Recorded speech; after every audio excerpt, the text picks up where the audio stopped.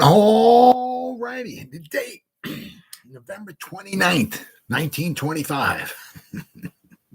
The time, promptly at 2:30, might I add. Tomorrow afternoon at 2:30. Your tickets still on sale if you're interested. Tickets go for 50 cents, $1.10, $2.20, and $2.75. Of course, they have to StubHub and Ticketmaster get a hold of it with their greedy fees, and all the tickets are then $500, $600, $700, $800. But back in 1925, the tickets were actually only 50 cents, $1.10, $2.20, $2.75. And apparently there's still 30,000 good seats available at $1.10 a piece. So get your tickets while you can, folks. Game starts promptly at 2:30. The teams, the Dayton Triangles and the New York Giants. The place, where else but the Polo Grounds. The Giants were, I'll tell you what, they started their first 2 games on the road. And in between that, they have played 9 straight home games. They finished their last game of the season. Well, in between there, they also had an exhibition game, which was on the road, but that was an exhibition game. The NFL games, they're seasonal. The first 2 games were on the road. First one was against Providence Steamroller. The next one was against the Frankfurt Yellow Jackets, and then their 12th, because they finished 8-4. So their 12th and final game was in Chicago against the Bears. But in between that, there was 9 straight home games. So and they did, they started off 0-3. Then they won their next 8 games. I'm sorry, their next 7 games. I'm sorry. So, they did very, very good. Very, very good. So, all right, let's see. So the Dayton Triangles, very interesting team. The Dayton Triangles, they were one of the original members of the NFL. And a matter of fact, the first game ever played in the history, actually wasn't called the NFL back then. But it was the Dayton Triangles played the first game ever in the history of the professional football. So they there's a plaque at the old the stadium or the where they played at, but it was called the APFA for 1920 and 1921. And then 1922 became the NFL. So they played the first game ever in the history of the APFA, I guess, shall I say. They said where they want to play at, it's no longer a football field there anymore, but there is a plaque that says, I'm going to read the plaque. So it's very, very interesting. They have a very interesting history here. The Dayton Triangle. So we got quite a bit of reading here to go on. So let's get crack-a-lacking out of here, right? The Dayton Triangles were an original franchise of the American Professional Football Association, the APFA. 1920, 1921, it was not the NFL, it was the APFA, American Professional Football Association. Let's see, the Triangles were based in Dayton, Ohio, and took their nickname from their home field, Triangle Park. There you go. Which was located at the confluence of the Great Miami and Stillwater Rivers in North Dayton, Ohio. They were the longest lasting traveling team in the NFL from 1920 to 29, and the last such road team until the Dallas Texans in 1952, who coincidentally descended from the Dayton franchise. Now, there's a kind of long kind of way around it, but the Colts don't associate or don't think that they're associated with the Dayton Triangles. However, as we go along here, you'll kind of see how the Dayton Triangles and the Indianapolis Colts could possibly be considered the same team. So, very interesting. Very, very interesting. The Texans, let's see here. Oh, and they were the last such road team until the Dallas Texans in 1952, who coincidentally descended from the Dayton Triangle franchise. The Texans players' assets were moved to Baltimore in 1953 and then Indianapolis in 1983, where they now operate as the Colts, just 117 miles west of their origin. They have kept their color scheme through the years and ultimately have never missed an NFL season in some form. They have never missed an NFL season in some form. From 1920 to 2023. Figure that one out, huh? Have never missed a season. All right, let's see the origins. The original Dayton Triangles members first began playing together as basketball players at St. Mary's College, now the University of Dayton, from 1908 to 1912. After graduation, the players organized a basketball team of alumni, students, and other local athletes. They went by the name of St. Mary's Cadets. The Cadets claimed the title of World Basketball Champions by defeating the Buffalo German Ramblers. Okay. Well, I wonder what the team like that would have done against like the teams from today, or like maybe Michael Jordan's teams for the Chicago Bulls. I wonder what those final scores would be. In the fall of 1913, the St. Mary Cadets organized a football team. The team was coached by Lewis Clark, who coached the St. Mary's College football team as well. Al Merritt was elected the team captain. The team finished its first season with a 7-0 record and won the Dayton City Championship. It also won the Southern Ohio Championship by defeating the Cincinnati Celts 27-0 at Redland Park. The team won a second city championship in 1914, despite injuries to Al Merritt and Babe Zimmerman. 1915, the team changed its name to the Dayton Gym Cadets after their presumed sponsors, the Dayton Gymnasium Club. That season saw Al Merritt take over as the team's coach. The team only lost one game that season to the Columbus Panhandles. It also won its third city championship. Then we go from 1916 to 1919. The team was reorganized in 1916 as a recreational football team from among the employees of 3 downtown Dayton factories. Now, this is where it gets kind of a little interesting here, right? The Dayton Engineering Laboratories Company, the Dayton Metal Products Company, and the Domestic Engineering Company. Carl Stork, who later served as treasurer of the NFL and an acting league president from 1939 and 1941, co-sponsored the Dayton Cadets and used players recruited from the three factories to fill out the team's roster.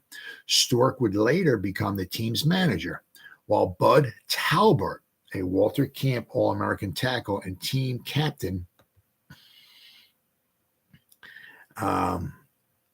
at Yale University, was named the team's coach. So very, very interesting. All right.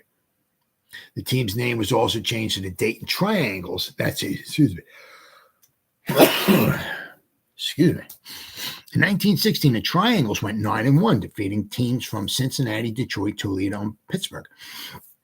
The Canton Bulldogs, with the legendary Jim Thorpe in the lineup, claimed the Ohio League championship after their win over the Massillon Tigers. The Triangles challenged the Bulldogs to a game on December 10, 1916, but the game was never played. The following season saw the Triangles move into the new park, Triangle Park. The team's 1917 campaign was successful. The team went 6-0-2 that season. The Triangles were able to score 188 points and gave up only 13 points all season long. Now, this is an extremely drastic change from their first 5 seasons, what you can see here, where they basically never lost, compared to their final, I think, 5 seasons where they barely ever won. We're going to go over their final 5 seasons, and I can't imagine them as staying around their final 5 seasons. Their final 5 seasons were absolutely horrific. All right, so we got the national. Let's go here to the national champion, the National Football League. At the first meeting held on August 20, 1920, and September 17, 1920, at Ralph Hayes Hupmobile dealership located in Canton, Ohio, the Triangles were represented by their manager, Carl Stork, as they became charter members of the new league called the American Professional Football Association, APFA, until 1922, when it was renamed the National Football League. During the latter meeting, Jim Thorpe was unanimously elected as the new league's president. Also at this meeting, a membership fee of $100 per team was established. $100. However, George Halas stated that none of the charter teams ever paid it. Whatever. Here we go. On October 3rd, 1920, the Triangles won what could be considered the very first APFA/NFL game with a 14-0 victory over the Columbus Panhandles at Triangle Park. The high point of the Triangles' 1920 season was the 2020 tie at Triangle Park with Thorpe's Canton Bulldogs. It was the first time a team had scored 3 touchdowns on the Bulldogs since 1915. Trailing the Triangles 20-14, Thorpe nailed 2 late field goals to tie the score. 6 games into the season, the Triangles remained undefeated at 4-2, but in the final 3 games, they lost twice to the eventual league champions, the Akron Pros, ending their 1920 season with a 5-2-2 mark. Now, here we go. The decline. In 1922, the other teams in the NFL were recruiting and signing top college players from around the country. However, Dayton continued to use mainly local players. This marked a decline in the team's performance, and the Triangles ceased being competitive in the NFL. Because of their poor showing on the field, the Triangles were not able to draw crowds for home games. Triangle Park was a seating capacity of 5,000 people. Rarely saw that many fans. Soon, the combination of poor home games and the lure of $2,500 guarantee to play larger venues like Wrigley Field, Comiskey Park, and the Polo Grounds made the Triangles primary traveling team. So they had like 20 guys right on their roster, and a lot of their guys were paying like $50, maybe some of maybe $100, but a lot of them was probably around $50, $75. So if they had 20 guys just say go, I mean, they might have paid, they were guaranteed if they went, say, to play the Giants here at the Polo Grounds this game, they were guaranteed at least $2,500. So they had to pay for traveling and maybe some hotel and all. But I mean, whatever, worst comes to worst, maybe it cost them, I'm just saying, maybe $2,000. So the owner pocketed $500, right? They couldn't get that at their home games though, because if they had 5,000 people, if only say 4,000 showed up and they each one paid like $1, they might have made $4,000. Well, they owed the other team guaranteed $2,500, so that would leave them maybe $1,500 to pay their players, and then they had whatever. Then they had to get the uniforms washed or whatever, this, that, and the other thing, and a lot of times the owner wound up losing money. They had to play the home game, right? And he wound up losing money. It's not like the way it is today. Things are a lot different back then. By the late 20s, Dayton was one of the league's doormats, winning just 5 of their 51 NFL contests from 1923 to 29. I'm going to go over their final 5 seasons, and it was horrible. Whew. Only the revenues from playing on the road kept them afloat. Also around this time, the NFL began shaking off its roots in mid-sized Midwestern cities. Although the Triangles were one of the only 3 original NFL teams, along with the Bears and the Cardinals, to survive the 20s, it was the Bears were the Chicago Staleys, and then they changed their name to the Bears. And the only team from the Ohio League to survive past 1926, it soon became apparent that Dayton was not big enough to support a team in the league. Finally, on July 12, 1930, a Brooklyn-based syndicate headed by Bill Dwyer bought the Triangles. The franchise moved to Brooklyn and was renamed the Brooklyn Dodgers. And incidentally, after that, that's the Giants and the Dodgers wind up having a nice little kind of history going on Thanksgiving Day games. That the Giants and the Dodgers, the Brooklyn Dodgers, they played 6 times on Thanksgiving against each other in the 30s. Jack Depler was a co-owner and new coach of the Dodgers who had been a coach player for the NFL's Orange Tornadoes. He took most of the members of the 1929 Tornadoes with him, the new Dodgers team. All right, so now here we go. Now you got to follow this, all right? But Quite possibly, if you want to believe, the Dayton Triangles are actually the Indianapolis Colts. All right, here we go. Due to numerous transactions over the years, the Triangles have a tenuous connection to the current NFL. The Dodgers merged, so it became the Brooklyn Dodgers, right? They went for the Dayton Triangles, and the guy bought them, and he moved the franchise, bought the Triangles, and he moved the franchise to Brooklyn. They became the Brooklyn Dodgers. The Dodgers merged with the Boston Yanks franchise for the 1945 season due to player shortages because of the war. In 1946, Brooklyn owner jumped to the All-American Football Conference and played as the New York Yankees, while the Boston Yanks remained in the NFL. In 1949, the Yanks moved to New York. The Boston Yanks moved to New York and became the New York Bulldogs, while the AAFC Yankees merged with the Brooklyn Dodgers and played as the Brooklyn New York Yankees. When the AAFC merged with the NFL in 1950, the Yankees players were divided between the New York Giants and the New York Bulldogs, the latter of whom were renamed the New York Yanks. Due to heavy financial losses, the Yanks were sold back to the NFL in 1952 and awarded to a group from Texas who moved them to Dallas for the 1952 season to become the Dallas Texans. They only lasted one season there. The Texans were again sold back to the NFL midway through the season, and in 1953, their players were awarded to an ownership group in Baltimore and continued to play as the new Baltimore Colts. The Colts moved to Indianapolis in 1984 and are still playing as the Indianapolis Colts. So, in spite of unbroken continuity of the franchises that began with the Triangles in 1913 and the Boston Yanks from 1944, the NFL and the Colts organization currently do not consider the Colts to be a continuation of the Triangles or any other franchise. Well, it is what it is. I mean, you can if you want to think it, they're the Triangles. They are, but it is what it is. But here's their final 5 seasons in the NFL. 1925, they were 0-7-1. 1926, they were 1-4-1. 1927, they were 1-6-1. 1928, they were 0-7-0. And in 1929, they were 0-6-0. So that's, what is that?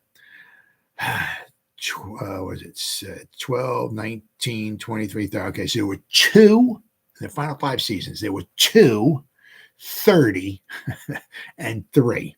They had more ties than they had wins. 2 wins, 30 losses, and 3 ties. I'm amazed, absolutely amazed that they made it through the final 5 seasons. They won 2 games in the final 5 seasons. Absolutely amazing. Now, the Triangle Park here is in Dayton, okay? It's a former American football stadium located in Dayton, Ohio. The stadium was home to the Dayton Triangles of the National Football League from 1920 to 29. It held a capacity of just 5,000 spectators. It was located at the confluence of the Great Miami River and Stillwater River. On October 3rd, 1920, it hosted the first NFL game against the Columbus Panhandles. Currently, Triangle Park is a park in the city of Dayton, known formerly as the Triangle Park Pavilion, located on 1700 Embry Park Road near Island Metro Park in North Dayton. Its features include both a baseball, softball diamond, and a soccer field, and it can be booked for special events. In 2019, in honor of the NFL centennial season, the league announced that it would fund the construction of a new artificial turf field at Triangle Park and make the donations to local youth for programs. Let's see here. Although, unfortunately, the project never went through because the Native American Indians filed a halt to cease the project because it was an American Indian burial ground located at Triangle Park, and they went around and they found that there were bodies buried underneath in the park, so they did not do that. The construction of a new field there. Let's see. So that was Triangle Park. If you ever look on, it's weird. Let's see where we at this here. I mean, if you ever look, there's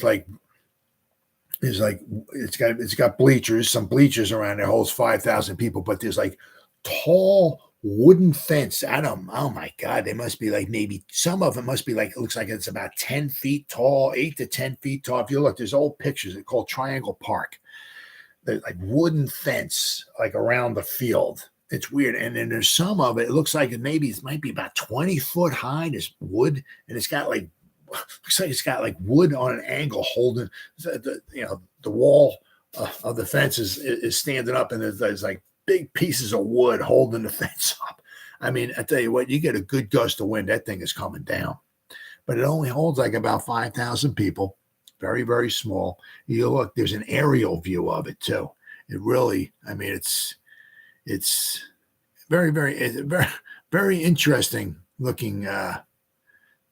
And there's a baseball stadium, there's a baseball field there, baseball diamond, but also in it, you can see where there's a football field there. Now the plaque, okay, the plaque here, it says the site of the first game in the NFL.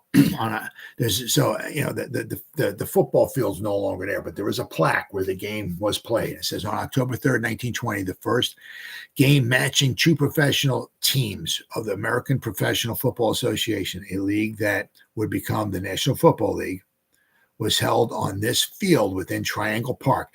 In that game, the Dayton Triangles defeated the Columbus Panhandles 14-0. The Triangles, Lou Pertlow, looks like, scored the first touchdown, and George Hobby Kinderdine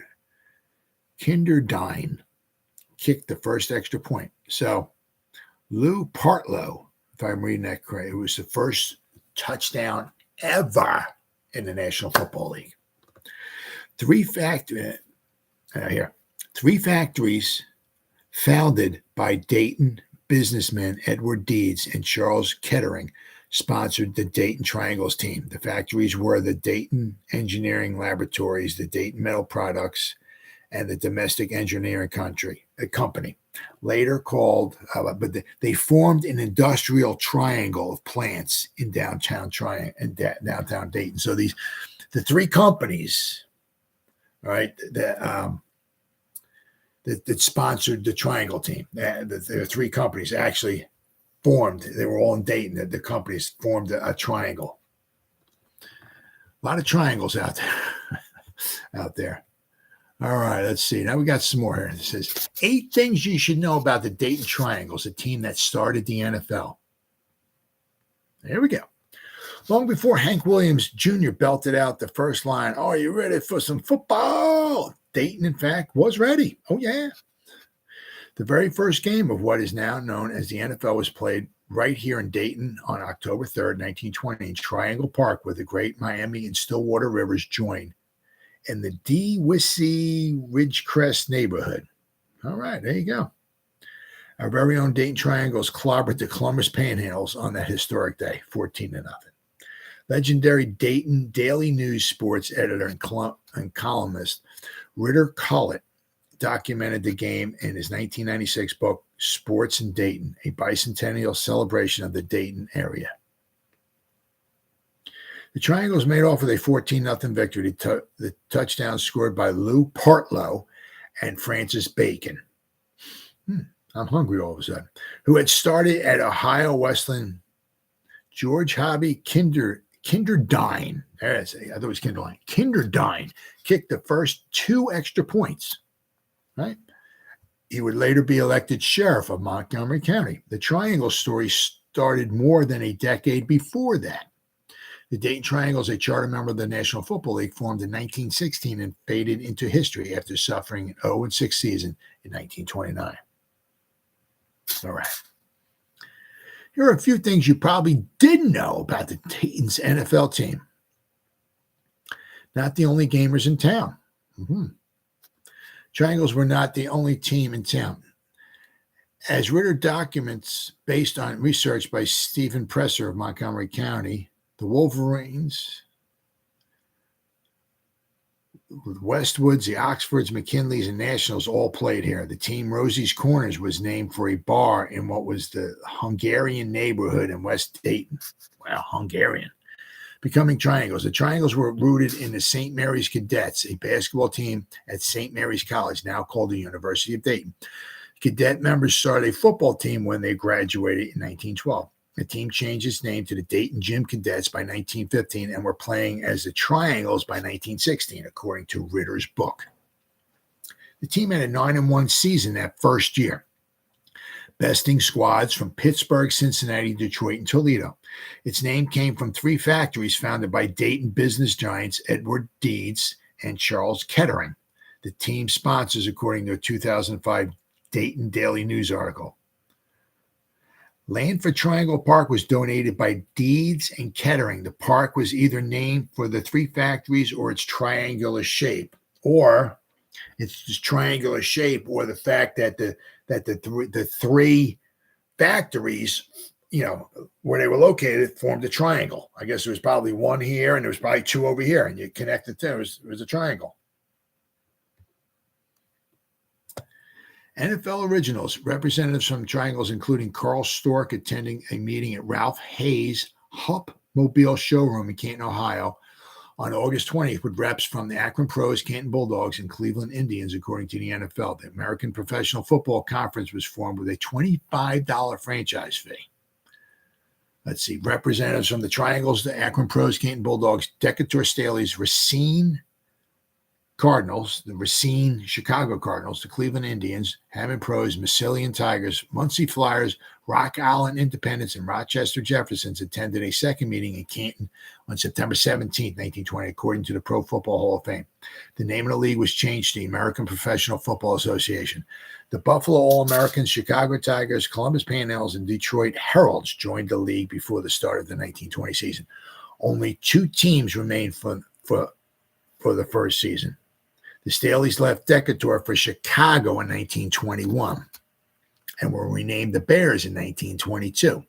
Oddly enough, the Chicago Cardinals franchise is now in Arizona. Green Bay Packers started in 1919 and joined the league in 1921, so the Packers missed the first season.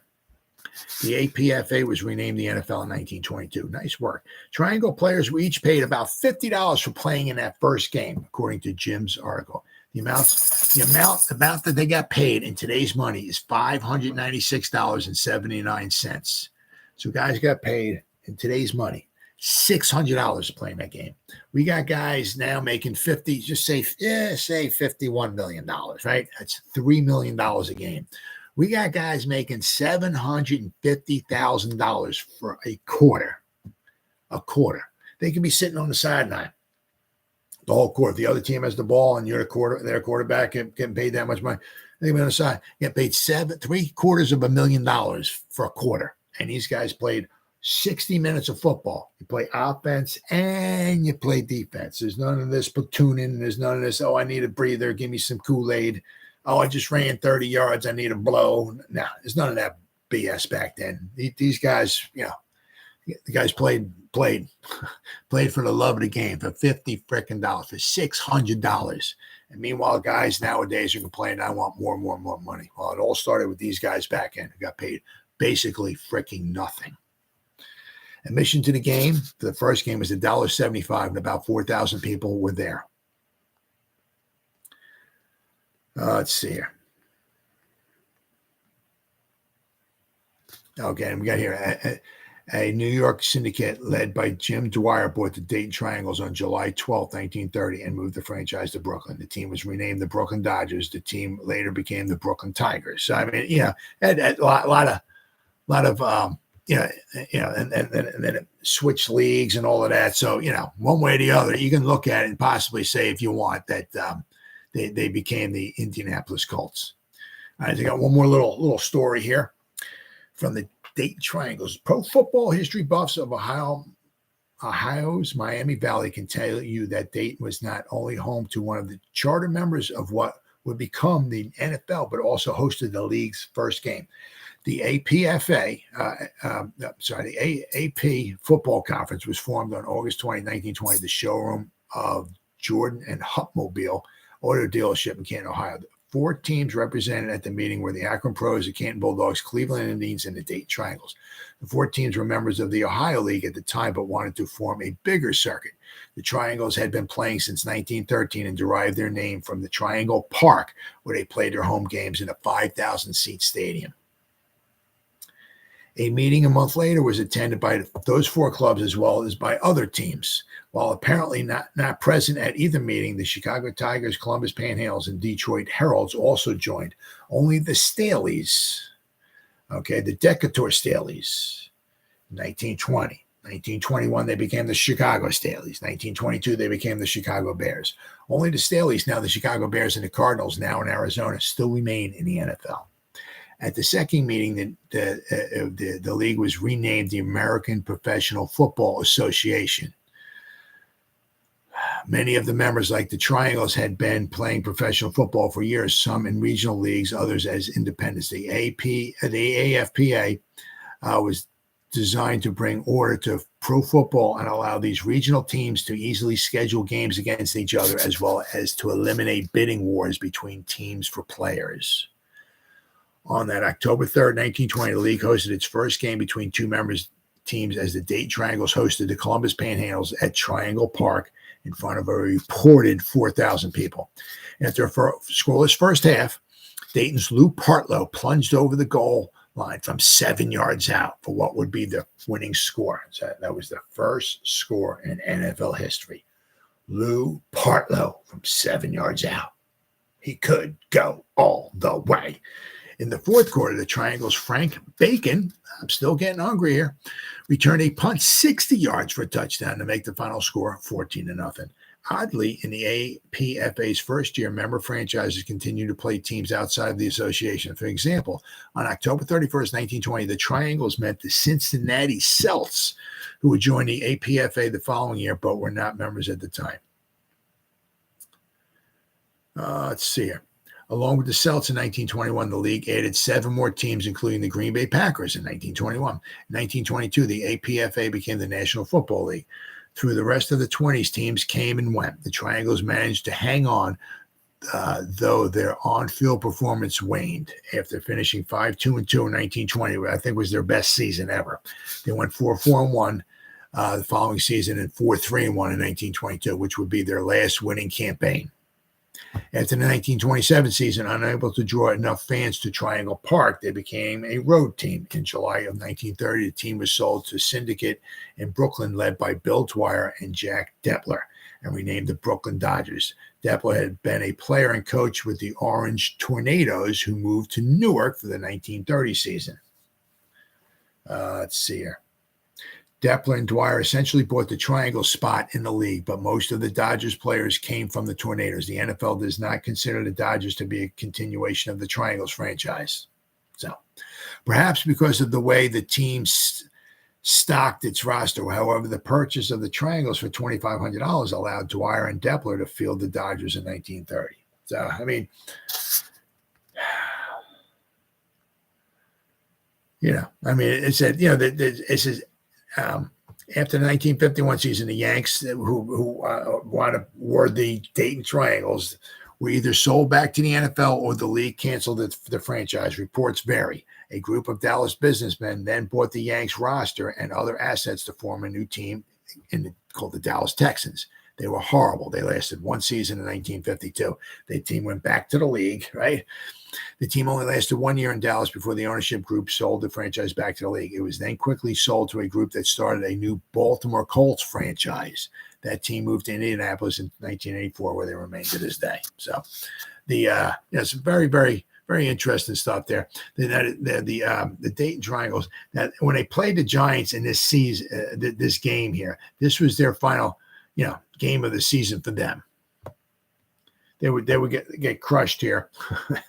They went up 0-7-1 for the season. They're actually, their first game of the season. They were horrible. I can't even imagine how they stayed around so long. They played 8 games, the Dayton Triangles, in 1925.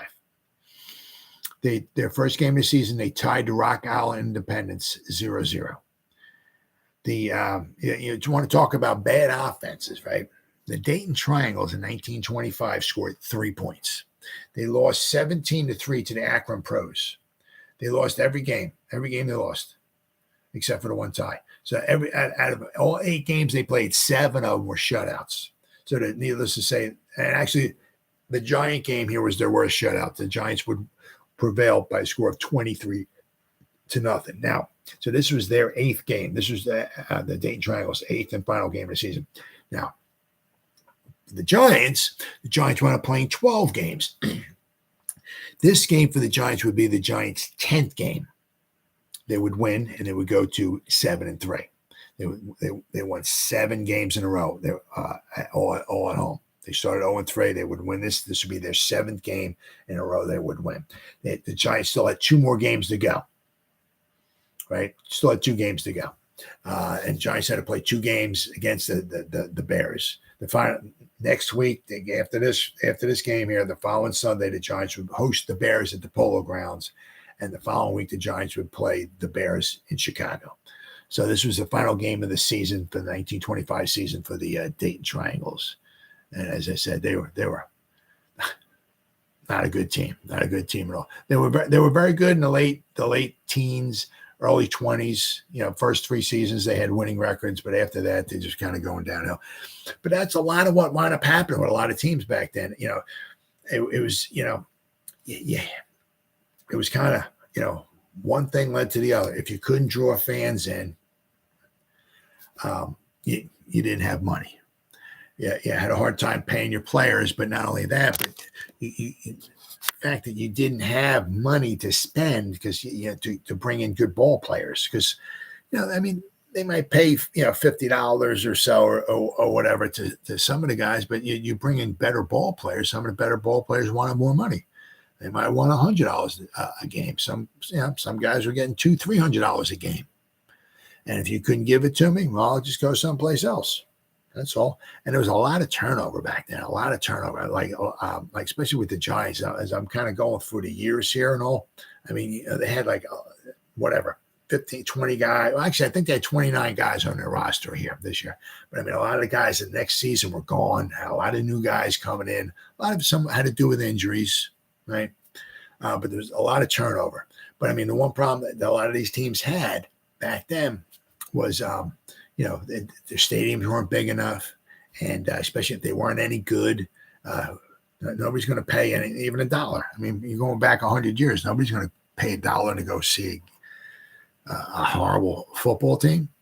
So if you couldn't get people in the stands to pay, you obviously you had no money. You couldn't go out and buy better ball players, and you're pretty much kind of screwed.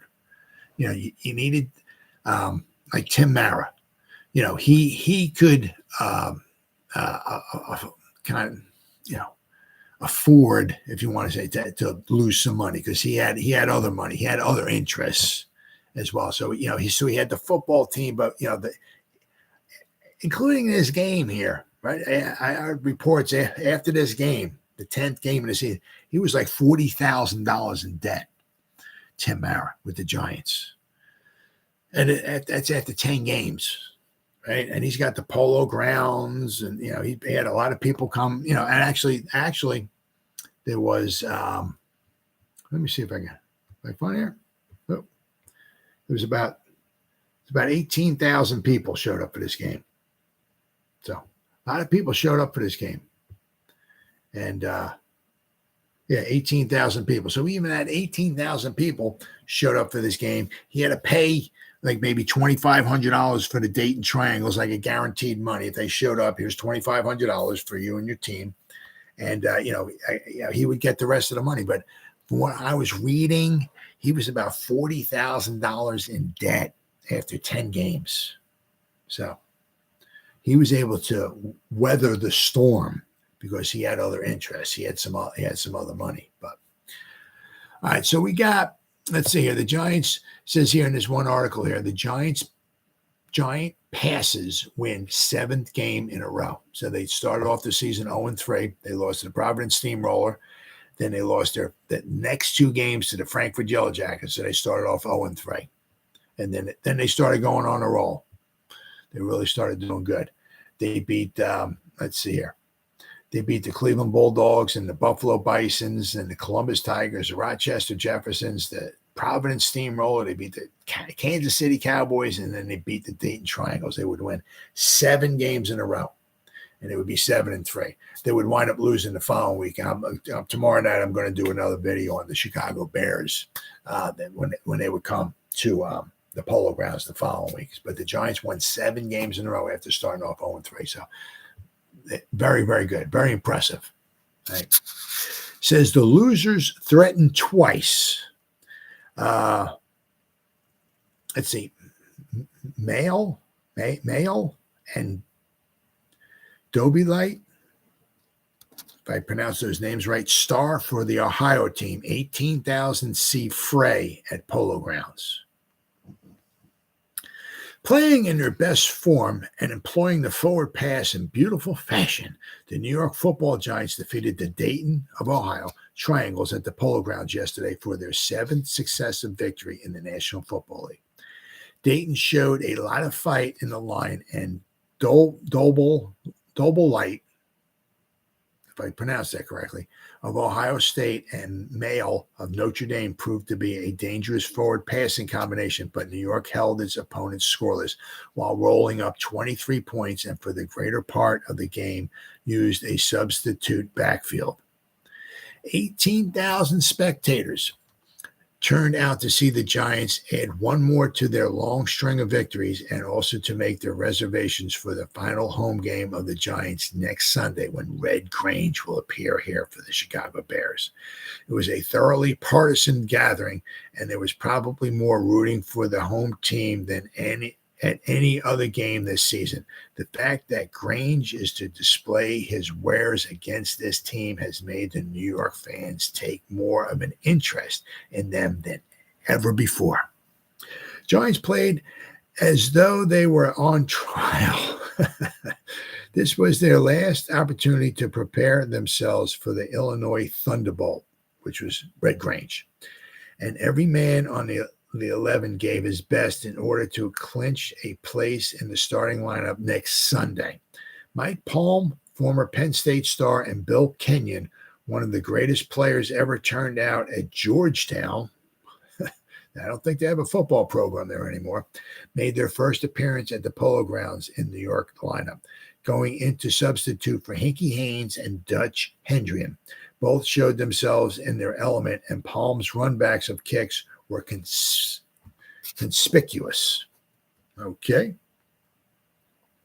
McBride to Bomar passes shine. Those are guys from the Giants. New York scored its first touchdown in the opening quarter when Jack McBride, threw a pass over the center of the line from the Dayton's 45-yard line to Bomar, who raced across the goal line. This combination of McBride and Bomar promises to go down in history as one of the best passing teams the game has ever known. Oh, my God. Somebody's smoking something a little there, but McBride and Bomar promises to go down in history as one of the best passing teams the game has ever known. Okay. Yeah, I don't think so. All season, they have been maintaining connections through the air, and yesterday, Bomar gathered in a half dozen passes from the Syracuse star. Bomar not only excelled in this respect, but his tackling downfield at the way in which he smashed through the interference to nail the runner on end runs also delighted the fans, who gave him a big reception when he was taken out after being slightly injured. The Giants scored their second touchdown in the second quarter when McBride also kicked a goal from placement from 30 yards out, or from the 30-yard line in this period. This touchdown likewise was made through the air. Palm ran back a kick 30 yards to Dayton's 40-yard mark. McBride plowed through center for 8 yards, and a 5-yard penalty was inflicted on the Giants on their next play. Heine Benkert got 3 yards more, and then McBride threw a pass to Hendrian, who caught the ball as it rolled off a Dayton's back. Oh, my goodness. Back fingers. Okay, my bad. Dayton's, I guess, one of their cornerbacks, I guess, rolled off his fingers. I guess maybe he tried to intercept it or whatever it was. It rolled off his fingers and into Hendrian's hands and went down the side of the field to the goal line. McBride, who kicked the goals for the extra points after both these touchdowns, made his field goal shortly after. Farnell got off a beautiful punt, which traveled 65 yards with the roll. Dobalite sought to let the ball roll over the goal line, but Jaffe rushed upon him and sent him crashing on top of the ball on the 5-yard line. Dayton kicked at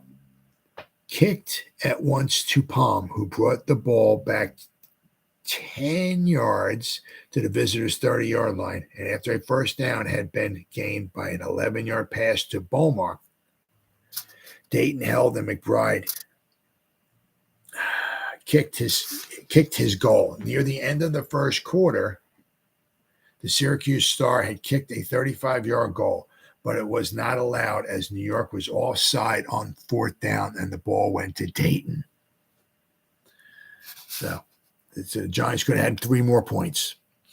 New York's third touchdown came early in the third period. Palm intercepted a pass and ran the ball back 15 yards to Dayton's 18-yard line. White of Oklahoma, who played here last week as a member of the Kansas City Cowboys, made a beautiful run of 10 yards and shortly after crashed over the goal line. Yeah, the Giants actually had just gotten this guy, White. He played for the Kansas City Cowboys, who the Giants beat the week before 9-3, and now he's part of the Giants. Let's see. So I said, so White made a beautiful run of 10 yards and shortly after crashed over the goal line. Dayton threatened twice in the game. At the outset, the visitors ran the opening kickoff back to their 35-yard mark and made 3 first downs in succession. But with the aid of a pass of 17 yards to Abbott, New York held on its 18-yard line. And after Bomar had smeared an end run, Dayton tried for a field goal, but it failed. In the third period, Dayton started from New York's 40-yard line and carried the ball down to the 5-yard mark, completing 3 passes in succession. New York held and took the ball on downs, Milstead knocking down a pass on 4th down. Alexander played his usual fine game at center for the Giants. Now, Alexander was Doc Alexander, who would become the New York Giants head coach in 1926, just for 1 season. But the fact that he was a Giant, that he was a doctor was what actually, in the long run, actually cost him his job as the coach after the 1926 season. Let's see. Alexander playing fine at the center position for the Giants. Jaffe, Williams, Carney, and Parnell also stood out in the defense. Abbott of Syracuse played a fine defensive game behind the Dayton line, while Mail and Dobalite also gave a good account of themselves. Now, the lineups here. Jaffe was the Giants' left end. Milstead was the left tackle. Carney was the left guard. Alexander was the center. Williams was the right guard. Parnell was the right tackle. These are all for the Giants. Bomar was the right end. Hendrian was the quarterback. Hinky Haynes was the left halfback. Benkert was the right halfback. And McBride was the fullback. All right. And for Dayton, Fenner was the left end. Dreyer was the left tackle. Layport was the left guard. Kinderdine was the center. Graham was the right guard. Sauer was the right tackle. Mail was the right end. Abbott was the quarterback. Merritt was the left halfback. Dobalite was the right halfback. And Necht was the fullback. I think I pronounced that correctly. Let's see here. Substitutions. The Giants had 1, 2, 3, 4, 5, 6, 7, 8. Wow. 9, 10. 9. They had 9 substitutions. Dayton had 1, 2. Dayton had 3. So they had the Giants wound up substituting 9 players, and Dayton had wound up substituting 3. So, all right, I got one more article here. Let's see there. All right, here.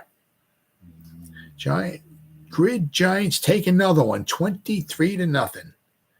Now, it's very interesting. The Dayton Triangles, it's real. They got some interesting uniforms. They got stripes going across. They got stripes are maybe about that big. They go across their uniform all the way up and down. And up and down their arms, stripes. I also see one guy who has socks, stripes on the socks, all the way up and down the socks. Very, very interesting uniform. Let's see here. Dayton's team cash register fails to count. Dayton Triangles represent the National Football League, an enterprising community wherein vast numbers of cash registers are manufactured. Yesterday at the Polo Grounds failed to ring up a single number in their game with the New York Giants. The latter 11, in fact, did all the registering, scoring some 23 against a 0, and thus won their 7th consecutive league game, as 18,000 or more saw professional Billy Gibson's college alumni slap the hypotenuse, base, and perpendicular of the triangle squarely on the chin. Interesting.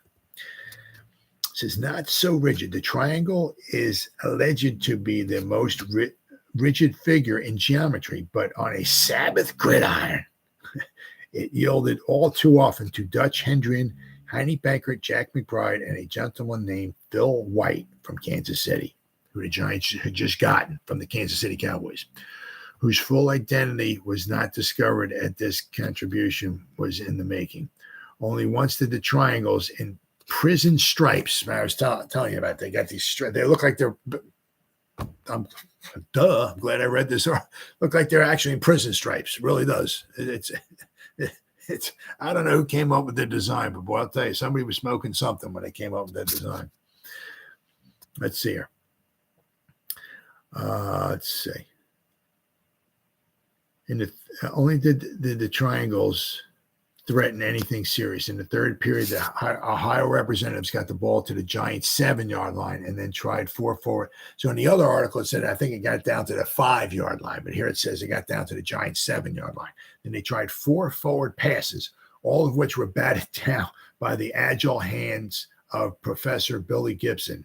Wow, the guy knocked down all 4 passes? Yeah. They tried 4 forward passes, all of which were batted down by the agile hired hands of Professor Billy Gibson. Wow. There you go. Maybe the Giants should try to hire that guy. He's knocking down all these passes. The game was yet in its infancy when Jack McBride looped a forward pass to Lynn Bomar, late of Vanderbilt, in the center of the field, and Lynn shooed some 35 yards for a touchdown. Master McBride accommodated with a placement kick for the 7th point. This is aerial bombardment. In the second period, the Giants resorted to more passing with such fruitfulness that Hendrian plucked the ball from the ambient after it had left the right palm of Jack McBride, and Dutch galloped off to another touchdown. He legged about 35 yards, suffering nothing serious in the form of obstacles. I love the way they write this stuff. Again, Master McBride kicked with commendable accuracy, and the score was Giants 14. Triangles, nothing. It was only a few minutes later that McBride, on 4th down, kicked a 22 yards for a field goal. So it was 17-0 and a half, and then the Giants scored 6 points in the third quarter. Nobody scored anything in the fourth quarter. It says Georgetown enters. In the third period, Kenyon, whose learning was accumulated at Georgetown, intercepted a forward pass about 30 yards up the hypotenuse of the Daytons and ran to the 18-yard line. A pass palmed to Rooney, a squirm through the triangle frontier for 13 yards put Phil White and 2 more plunges, and White had obtained his objective, which was a touchdown. Mike Palm failed to kick. So that's why they scored a touchdown. They were up 17-0. They scored a touchdown and make it 23. And Mike Palm of the Giants, he failed to make the kick. So Hinkie Haynes, who aspires to gain another berth in the Major Baseball League, suffered another injury in the first. This guy has been hurt. He had his nose splattered a few weeks back and had a leather helmet with a leather piece over his nose. Then he got injured about a week or 2 ago, and he got injured here. Guy gets injured. He's a great player. Hinkie Haynes scored the first 2 touchdowns in Giants history. Very, very good player, but he gets injured a lot. Let's see here. So Hinkie Haynes suffered another injury in the first period. Hinkie seems determined to ruin himself for baseball purposes for dear old Coogan's Bluff, his foster alma mater. So, but Hinkie Haynes is very, very, very, very good. Very good player. But for the Giants. But he gets injured a lot. he got injured an awful lot. So the Giants would wind up winning here, right? 23-0. They play at home against the Dayton Triangles, who are not a very good team, but the Giants would prevail. It would be the Giants' 7th victory in a row. Now the Giants are 7-3. I said they started the season 0-3, won 7 games in a row. Now they stand at 7-3. Unfortunately, back from 1920 to 1932, the first 13 seasons, whoever won the championship was the team who had the best winning percentage, overall winning percentage at the end of the season. Well, the Giants only had 3 losses, and basically at 3 games, and you have 3 losses after 3, that pretty much almost eliminates you pretty much. The Chicago Cardinals had only 2 losses after the whole season was over with. So they wind up winning. They won the championship in 1925 based on the best winning percentage that they had. So the Giants were pretty much out of the competition for the championship. But, hey, they started 0-3. They won their next 7 games. They had 2 more games to go. As I said, the following week, going into December, would be their final home game of the season. And then they would play one more NFL game, right, against the Chicago Bears out in Chicago. So the Giants, this is their 10th game, 2 games to go, and Giants come away with the victory. They come away with the dub, right, as the Giants say. So, well, that's pretty much what happened on this date, November 29th, 1925, in New York football Giants history. See you next time.